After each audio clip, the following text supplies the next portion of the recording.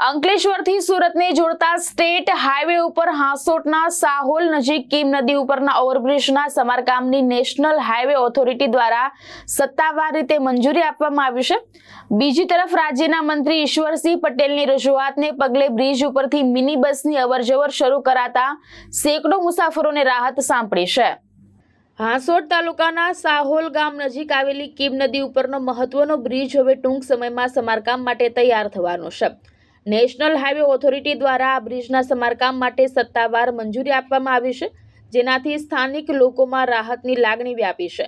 હાલમાં બ્રિજની નબળી હાલતને ધ્યાનમાં રાખીને મોટા વાહનોની અવરજવર ઉપર પ્રતિબંધ મૂકવામાં આવ્યો છે, જેના કારણે અંકલેશ્વર, હાંસોટ અને સુરત વચ્ચેના દૈનિક મુસાફરોને મુશ્કેલીનો સામનો કરવો પડી રહ્યો હતો। ચૂંટણીની આચારસંહિતા લાગુ હોવાના કારણે હાલમાં ટેન્ડરિંગ પ્રક્રિયા અટકેલી છે, પરંતુ આચારસંહિતા પૂર્ણ થયા બાદ તાત્કાલિક ટેન્ડર પ્રક્રિયા શરૂ કરવામાં આવશે અને સમારકામનું કામ ઝડપથી હાથ ધરાશે। આ વચ્ચે મુસાફરોની સુવિધા માટે રાજ્યના મંત્રી અને ધારાસભ્ય ઈશ્વરસિંહ પટેલની રજૂઆતને અનુસંધાને બ્રિજ પરથી મિની બસ સેવા શરૂ કરવાની મંજૂરી આપવામાં આવી છે।